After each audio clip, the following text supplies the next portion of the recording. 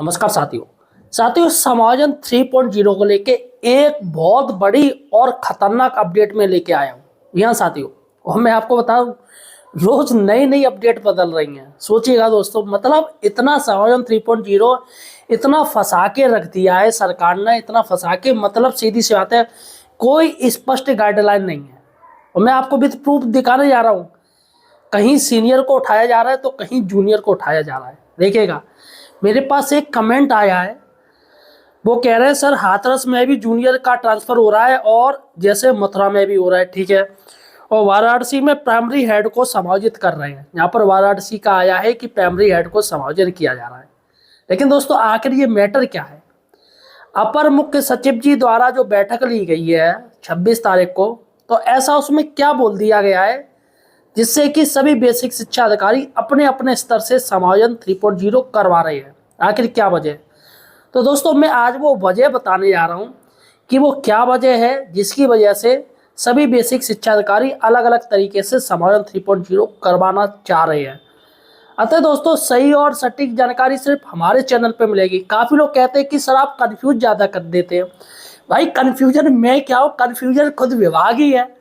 अब बताइए, अंबेडकर नगर में कटेरी ब्लॉक की तरफ से पहले तो लिस्ट निकाली जाती है सरप्लस टीचर्स की, फिर बाद में उसको निरस्त कर दी जाती है।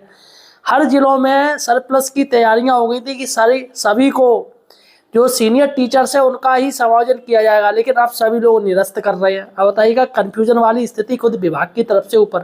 लेकिन दोस्तों, यहाँ पर निचोड़ सामने आ गया कि आखिर बात क्या है। अब सोचिएगा साथियों कि पहले जो मैटर चल रहा था वो चल रहा था कि सीधे समायोजन 3.0 होंगे, यही चल रहा था ना। लेकिन दोस्तों, जैसे ही अपर मुख्य सचिव जी ने बैठक ली तो समायोजन 3.0 की रूपरेखा बंद हो गई। जो भी जहां बेसिक शिक्षा अधिकारियों ने आदेश किए थे वो निरस्त कर दिए गए। और सबसे बड़ी बात है कि इसमें एक चीज पहले ले लिया गया, हेड इंचार्ज वाला मैटर। जो इंचार्ज हेड है, जो 4200 ग्रेड पे पा रहे हैं, वो सुप्रीम कोर्ट गए थे और सुप्रीम कोर्ट ने आदेश दे दिया कि आप इंचार्ज से हेड का कार्य ले रहे हो तो उनको आपको हेड जितना वेतन देना पड़ेगा।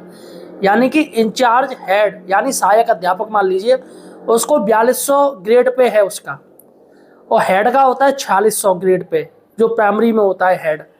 तो अब अगर आप उससे इंचार्ज ले रहे हो, काम ले रहे हो, तो उसका हेड का वेतन देना पड़ेगा। ऐसा सुप्रीम कोर्ट ने आदेश दिया स्ट्रिक्टली।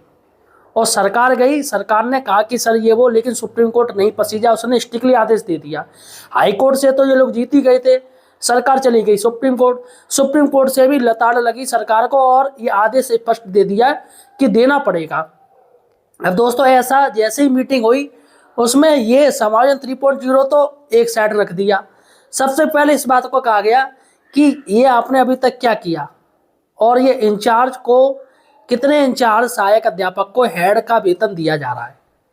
तो यहाँ पर साथियों, इसलिए जो फोकस मेन किया जा रहा है वो इंचार्ज हेड पर किया जा रहा है। लेकिन दोस्तों, सबसे बड़ी बात है कि सरकार कुछ देना ही नहीं चाह रही है। आप ये जान लीजिए, जो लोग ये सोच रहे हैं कि हम सुप्रीम कोर्ट में बहुत बड़ी लड़ाई जीत गए, लेकिन साथियों यहाँ पर सबसे बड़ी दिक्कत हो गई है। देखिएगा, मैं आपको बता दूं क्या मैटर है कि आखिर ये जो समायोजन 3.0 हो रहा है वो हो रहा है ग्रेड पे बचाने के लिए। सरकार को पैसा ना ज़्यादा देना पड़े, इसलिए बचाने के लिए ऐसा ड्रामा किया जा रहा है। अब मैं आपको पूरी कलई खोल के बताऊंगा किस तरीके से ये ड्रामा हो रहा है। लेकिन सबसे पहले हमारे एक सर हैं जो आलोक कुमार, ये कमेंट कर रहे हैं, जो कह रहे हैं समायोजन 1 और समायोजन 2 में जब जब अच्छी कर दिया गया था तो उसमें वरिष्ठ शिक्षकों को ही लाभ देकर शहर के नजदीक स्कूलों में कर दिया गया, और जब समायोजन 3.0 आया तो इसमें जबरदस्ती कहीं से किसी जिलों में वरिष्ठ को तो किसी जिले को जूनियर को पकड़कर जबरदस्ती स्कूल ऑलट किया जा रहा है। जबकि हाईकोर्ट ने साफ साफ मना कर रखा है कि जूनियर का नहीं होगा। ऐसा करके अधिकारी खुद ही समायोजन को फंसाने की फिराक में लगे हैं। समायोजन 1-2 में ऐसा संयोजन किए हैं कि स्कूल एकल हो चुका है और उसे समय पर कैसे लिस्ट तैयार की गई थी उस समय पर थोड़ा इन्होंने, तो इनका कहना है कि ये कहीं जिलों में जूनियर का किया जा रहा है, कहीं में सीनियर का किया जा रहा है। अब देखिएगा दोस्तों, मैटर क्या निकल के सामने आया है। देखिएगा, मैटर आप जान लीजिए। दरअसल साथियों अभी क्या है, जहाँ पर स्कूल चल रहे हैं आपको ये पता होगा कि ज़्यादातर टीचर्स की 10 साल से ऊपर हो चुके हैं, वो उनका चयन वेतनमान वैसे ही लग गया भाई। 10 साल से ऊपर हो चुके हैं टीचर, उनका चयन वेतन वैसे ही लग गया और वही इंचार्ज हेड का कार्य कर रही है। आप मानते हो या नहीं मानते हो, पहले ये मुझे बताइएगा। वही इंचार्ज हेड बने पड़े हैं सबसे ज़्यादा टीचर्स जिनको 10 साल से ऊपर हो गए, 12 साल हो गए, 13 साल हो गए, 14 साल हो गए। उनका प्रमोशन नहीं किया सरकार ने पैसा बचाने के चक्कर में, तो उनका दोस्तों वैसे भी 4200 से वो बढ़ के 4600 में पहुंच गए ग्रेड पे में। बात को समझिएगा। और जो जूनियर टीचर्स हैं वो भी भैया 3-4 साल 5 साल बाद वो भी 10 साल से ऊपर पहुंच जाएगा, उसका भी चयन वेतनमान लग जाएगा, 4600 आ जाएगा, है ना। लेकिन जब ये प्रमोशन होता है तो उसमें एक और इंक्रीमेंट मिल जाता है जिसमें उसकी सैलरी बढ़ जाती है। अब इन्होंने क्या किया है कि जहाँ पर इंचार्ज टीचर्स हैं उनसे ये शपथ पत्र लिया जा रहा है कि आप इंचार्ज बनोगे या नहीं बनोगे। अगर नहीं बनोगे तो आपका जूनियर बनाया जाएगा इंचार्ज। लेकिन आपको ये शपथ पत्र देना पड़ेगा कि जब भी प्रमोशन होंगे तो आप उसमें अपना दावा नहीं ठोकोगे, यानी कि आप प्रमोशन की रेस से बाहर हो जाओगे। देखिए किस तरीके से फंसाया गया है, चित्त भी मेरी पट भी मेरी। अब साथियों सोचिएगा, जो टीचर्स इंचार्ज का 10-12 साल से पद लिए पड़ा है और काम कर रहा है पूरा, तो भैया वो क्यों हटाएगा अपना चार्ज। सोचिएगा, सोचने वाली बात है। मैं अगर हूँ तो मैं तो नहीं हटाऊंगा, क्यों भैया 10 साल से तो वैसे ही झेल रहा हूँ मैं। अब ऐसे में प्रमोशन कभी भी होते हैं या 1-2 साल बाद हो जाए, शुरू हो जाए, तो ऐसे में मेरा तो पत्ता ही साफ हो जाएगा। तो यहाँ पर सबसे बड़ी बात है कि जो इंचार्ज अध्यापक जो पहले से ही 4600 ग्रेड पे पा रहे हैं, उनका तो कुछ बढ़ना ही नहीं है। उनका एक शपथ पत्र ले लिया जाएगा कि भैया हमें नहीं बनना, चलो तुम मत बनो तो जूनियर को हम दे देंगे, लेकिन तुम्हें प्रमोशन से बाहर हो जाओगे तुम। तो यहाँ पर साथियों सबसे बड़ी बात है कि कोई भी शपथ पत्र नहीं भरेगा, क्योंकि उसको पता है प्रमोशन होंगे तो उसका नंबर आएगा ही आएगा। और ये भी वो जानता है कि 150 में छात्र संख्या है जो बहुत ही कम है, प्रमोशन के चांस भी कम है। आप ये जान लीजिए, क्योंकि हर कई स्कूलों में 150 छात्र संख्या नहीं है प्राइमरी में।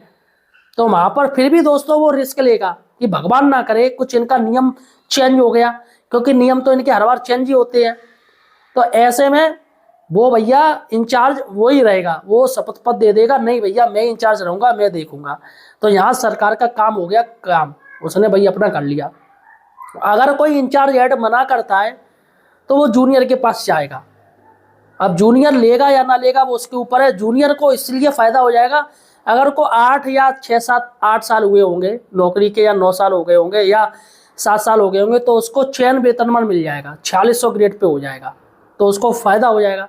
लेकिन मुझे लग रहा है कोई भी इंचार्ज वो शपथ पत्र नहीं देगा। वैसे ही वो 4600 में और उसको ज़्यादा टाइम हो गया तो वो नहीं देगा, नहीं चार्ज ही हटाएगा। ये दोस्तों खेल आया है। अब इसमें क्या किया गया है कि ऊपर से आदेश दे दिया गया है कि आप अपने स्तर से कीजिए, जूनियर को हटाइए। जूनियर हटेगा क्योंकि अभी क्या सब कुछ सेट है, सब कुछ स्कूल अच्छे से चल रहा है इंचार्ज के दम पे। अब ऐसे में सीनियर को अगर हटाया जाएगा तो अव्यवस्था फैल जाएगी और दावा ठोक दिया जाएगा, ये दावा हो जाएगा और जूनियर पे चार्ज आ जाएगा। अब जूनियर पे चार्ज आएगा तो भैया उसको 4200 की बजाय 4600 का ग्रेड पे देना पड़ेगा। ये बात मानते हो या नहीं मानते हो? क्योंकि वहाँ है ही नहीं ऑप्शन। तो यहाँ पर सभी बेसिक शिक्षा अधिकारियों से कह दिया आप अपने स्तर से करिएगा, लेकिन सरकार का पैसा बचाइएगा। ऐसी स्थिति दोस्तों, यही स्थिति बन रही है, इसलिए सभी बेसिक शिक्षा अधिकारी अपने अपने स्तर से आदेश निकाल रहे हैं। अब साथियों सबसे बड़ी बात है कि जहाँ पर शिक्षक विहीन स्कूल है, जहाँ कोई टीचर ही नहीं शिक्षा मित्र के दम पे चल रहा है, वहाँ पर क्या होगा? तो मैं बता दूं, आपके जिले में कोई भी शिक्षक विहीन स्कूल नहीं होगा। जहाँ तक मुझे ज्ञात है शिक्षक विहीन सिर्फ वही स्कूल है जो नगर क्षेत्र में है, क्योंकि नगर क्षेत्र का कैडर है, वहाँ कोई भर्ती तो वही नहीं है, और ना ही कोई समायोजन ट्रांसफर उसमें होता है, क्योंकि ग्रामीण अलग रहता है और शहरी अलग रहता है, नगर क्षेत्र अलग रहता है। तो वही सिर्फ एकल शिक्षक विहीन है, और बाकी के जो एकल टीचर है वहाँ पर जूनियर को भेजा जा रहा है ताकि वो दावा आपत्ति ना ठोक सके। और जो भैया वैसे ही हेड इंचार्ज तो उनका 10 साल तो हो ही चुके होंगे, ज़्यादातर सभी को हो चुके हैं। और यहाँ पर सबसे बड़ी बात साथियों, एक और बात मैं आपको बता दूं कि यहाँ पर अगर मान के चलिए कि ग्रामीण में अभी शिक्षक विहीन स्कूल हैं तो वहाँ पर 2 टीचर भेजे जाएंगे, एक सीनियर का होगा और एक जूनियर का होगा। आप ये जान लीजिए, एक सीनियर भेजा जाएगा जो 4600 ग्रेड पे में होगा और एक जूनियर भेजा जाएगा जो अभी उसकी 10 साल नहीं है। तो चार्ज दिया जाएगा वो 4600 ग्रेड पे वाले को दिया जाएगा, इंचार्ज हेड को दिया जाएगा जो सीनियर होगा। तो यहाँ पर दोस्तों ये खेल आया है।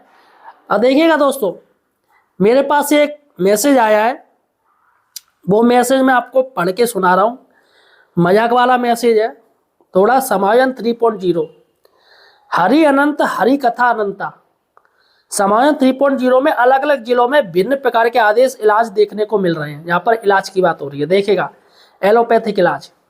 इस व्यवस्था में कहीं कनिष्ठ तो कहीं वरिष्ठ को सरप्लस बनाकर उसी ब्लॉक के बंद एकल स्कूल में बिना इच्छा के भेजा जा रहा है और होम्योपैथिक ट्रीटमेंट दिया जा रहा है। कुछ जिलों में सरप्लस लिस्ट के प्रतिभागियों से स्वैच्छिक रूप से चॉइस देकर बाकायदा काउंसलिंग कराई जा रही है और आयुर्वेदिक ट्रीटमेंट दिया जा रहा है। कल एक जिले का आदेश देखने को मिला, वहां मर्ज के मूल कारण अर्थात जिसकी वजह जाने से स्कूल एकल बंद हुआ था उसी का आदेश जारी कर बुलाया रिवर्ट किया जा रहा है। अगर यह मामला कोर्ट में जाता है तो अलग अलग उदाहरण से ये नजीर दी जाएगी कि प्रक्रिया में सभी विधियों का प्रयोग किया गया है। अब देखिएगा दोस्तों, एक मैं आदेश आपको दिखाने जा रहा हूँ, आप वो आदेश देखेंगे, हो सकता है आपने देख लिया हो। वो आदेश दोस्तों रिवर्ट किया गया है। देखिएगा, कार्यालय खंड शिक्षा अधिकारी क्षेत्र महुआ जनपद बांदा, यहाँ पर 27/12/2025 का लेटर है, यानी 26 जो अपर मुख्य सचिव की बैठक 26 की थी और ये 27 का लेटर है। देखिएगा, श्री जयशंकर प्रसाद तिवारी सहायक अध्यापक पूर्व माध्यमिक विद्यालय वर्षड़ा बुजुर्ग क्षेत्र महुआ जनपद बांदा। विषय आप देखिएगा, आपके पूर्ववर्ती मूल विद्यालय के सिंगल टीचर स्कूल होने के कारण विद्यालय हित ओब्लिक छात्रित में पूर्ववर्ती विद्यालय में तत्काल प्रभाव से कारोबार ग्रेड किए जाने के संबंध में। तो यहाँ पर इसका टीचर्स का समायोजन हुआ था। अब दोस्तों इसको वापस इसी को बुला लिया, इसका समायोजन कैंसिल करके इसी को बुला लिया। तो ये नया आदेश है। देखिएगा, ये खंड शिक्षा अधिकारी जी द्वारा किया गया है, मतलब उनके हाथ में दे दिया है कि आप अपने मूल विद्यालय में आइएगा। वहाँ पर स्थिति उत्पन्न हो गई है। और कहीं पर साथियों जूनियर टीचर्स को लिया जा रहा है। देखिएगा, मथुरा का लेटर है, यहाँ पर जो पॉइंट नंबर 4 है, देखिएगा क्या कह रहा है। शिक्षक विभिन्न एकल विद्यालय के नजदीक का वह विद्यालय जिसमें अधिक अध्यापक कार्यरत हैं, उनमें से जूनियर अध्यापक को शिक्षक विभिन्न एकल विद्यालय में बिना विकल्प दिए स्थानांतरण समायोजित कर दिया जाए। तो यहाँ पर उसको बिना विकल्प दिए किया जा रहा है। दोस्तों ये देखिएगा, जूनियर, ये मथुरा का आदेश है। ऐसे ही काफ़ी लोग हमसे कह रहे हैं कि काफ़ी जिलों में जूनियर को लिया जा रहा है। अब साथियों सबसे बड़ी बात है कि ये समायोजन 3.0 में इतनी विविधता क्यों आ गई है। अब जैसा कि मैंने आपको एक ब्लॉक बताया था, अंबेडकर नगर का कटेरी ब्लॉक है, जहाँ पर सीनियर टीचर्स का किया गया था यहाँ पर, लेकिन वो अभी आदेश रद्द हो गया है। लेकिन उसकी काउंसलिंग की पूरी तैयारी हो गई थी 28 तारीख को। तो यहाँ पर सीनियर टीचर्स का किया जा रहा था, जो आदेश रद्द किया जा चुका है वो खंड शिक्षा अधिकारी के माध्यम से किया जा रहा था उसी ब्लॉक में।